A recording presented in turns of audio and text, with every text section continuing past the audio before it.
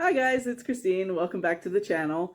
I have a special guest today, my brother Kevin from Hello. Down the Rabbit Hole. This is another Down the Rabbit Hole video. No, it's not. Not really. So today I'm going to talk about a book that I read when we were on a trip to Death Valley. When was it? 2012? Spring of 2012. 2012, okay. I was reading The Wise Man's Fear by Patrick Rothfuss. It is a sequel to The Name of the Wind. It's a little bit weird for me to be reviewing a book that is a sequel without reviewing the first one. I'm sure eventually one of these days I'll get around to doing the first one. So there is a little bit of a connection between our trip and the book that I was reading. The name of the book that I was reading was The Wise Man's Fear, and it is, so you've got Kvothe from the first book. The very basic storyline is he is running a tavern. A chronicler comes along. He wants to hear Kvothe's life story, and Kvothe promises to tell him the story over the course of 3 nights. So the first book takes place, he tells the story that takes place in the first book on night 1.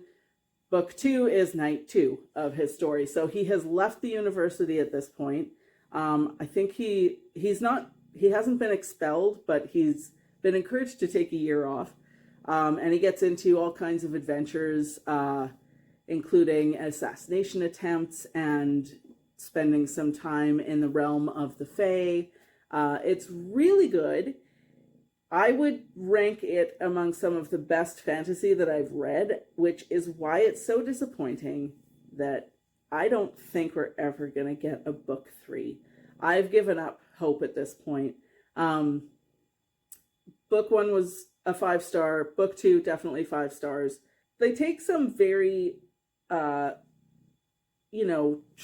kind of ideas, but he's got a very fresh perspective on them.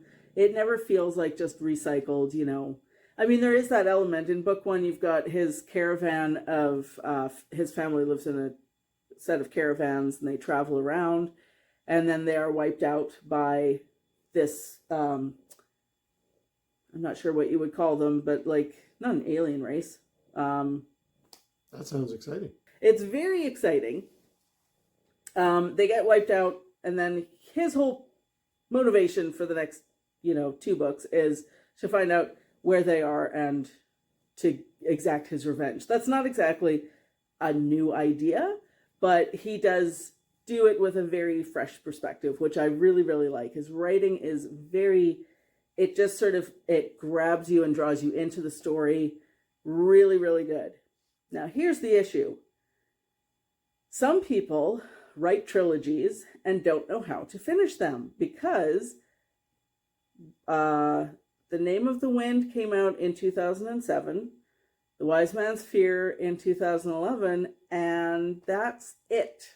I think The Doors of Stone is book 3, and it's been promised for God knows how long, and it has never come about. It's never been released. That's like 14 years ago now. Yeah, like 14 years of waiting is ridiculous. He did actually promise to release a chapter if his charity reached $333,000 raised. And when he met that goal, he then said, well, I'll release it when we reach 666. And then that was met, and the chapter was never released. So that's crappy. I get, like, he's got life stuff going on. Sure. And sometimes, maybe your motivation to finish writing, it can get hard. Life gets in the way. I get that. But 14 years and promises to release chapters that I don't think have been written, that's kind of shitty. I don't like that. So he did not know how to do a trilogy. He didn't know how to end it. And I don't think we're ever going to see the end of Kvothe's story, unfortunately. But who does know how to write a good trilogy is George Lucas. And why did we go to Death Valley?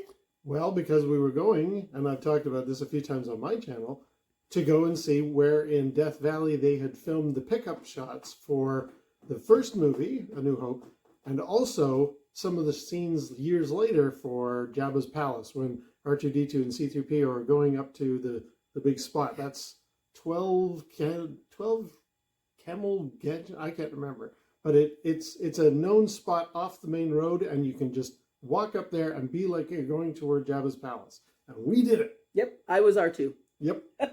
Funny enough, I was actually talking a little while ago on my channel about how when I went to Vancouver Fan Expo 2 years ago, I think it was, Anthony Daniels was there, which was awesome. And I showed him the picture of me and Christine standing in that spot. Nice. And I told him all about the experience about it and stuff like that. And he's like, oh my word, that is incredible. So the real C-3PO has seen you and me Perfect. Walking in those steps. Fantastic stuff.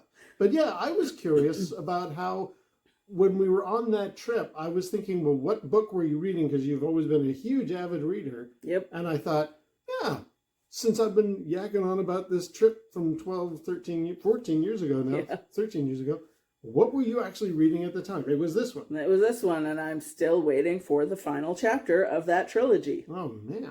I don't think it's going to happen. Oh, that's crazy.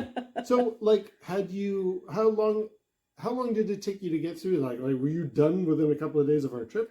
It's a pretty big book. I don't have my physical copy anymore. I think it was probably about 600 or 700 pages, I would guess. So it's quite big. Yeah, that is a biggie. I think I managed probably about half. But there was a lot of driving on our trip too. So That's true. and I think you guys had rented the car. Mm-hmm. So Kevin and his wife were in the front, and me and my husband at the time were in the back. And yeah, I was just reading. You mean you didn't stop whenever I pulled the van up to the one and only hospital within a few hundred miles and I stopped us at That's right. Everybody, just take note. We're going into rattlesnake territory. I talked about this in my VR to Wee Bob with the random things. I showed the snake bite kit. A friend of mine said, why. you're going to rattlesnake territory. So I stopped the van and you with your reading. Yep. And I said, just so everybody knows, theirs is the only hospital. If one of us gets bit, if I get bit, you're going to have to drive us back here. And I think I must have put the fear of God into all of you. Like, oh my, where is it taking us? Never saw a single snake on that trip. Thank goodness. Thank goodness. But we did learn that George Lucas is pretty lazy because a lot of that stuff was like right off the parking lot. Yeah. Like I understood for the bit where R2-D2's coming down the little crescent-shaped thing and the Jawas get him. Yeah. It's like a well-known, it's Artist Palette, which is this sort of spot everybody gets out and takes pictures. Sure. But like, even when the bit where the Jawas actually stop R2 and there's that scene of him coming toward the camera and stuff, to get in there is a shot of when the sand people are attacking Luke and the voices echo through all the canyons. Yeah. One of those exact canyons is, as you're standing in the parking lot, you're looking at that piece of rock. Yeah. Look over your shoulder. There it is. My God, man, you really don't bother to get out of the car much, do you? They're like, there's no way it's this. Like, it can't be right here. No. That would be too lazy. The funny thing was also me wanting to find that little, when the rocks fall and it's R2-D2's first plan, that, oh, there's Jawas or creatures nearby. And we were all like, okay, well, it's got to be way down there. And I believe my wife was the one who said, think it's right here? We're like, no, it can't be that close. We got to go miles down. She's like, I think it's right here. And then, yeah, we got there. I was like, oh, I think she's right. This is exactly the spot. So I think if you ever get an opportunity to work as a location scout for George Lucas, take it, because it's a nice, easy job. Oh, yeah. He didn't want to go far. I don't want to get out of the car. No. Now that's, so that is a great trilogy with a great 3-act story and a great ending. If only Patrick Rothfuss could do the same thing. Oh well. I think I'll be waiting for that for a long time. So anyway, that'll do it for this week. Thanks again to my bro for coming to visit me.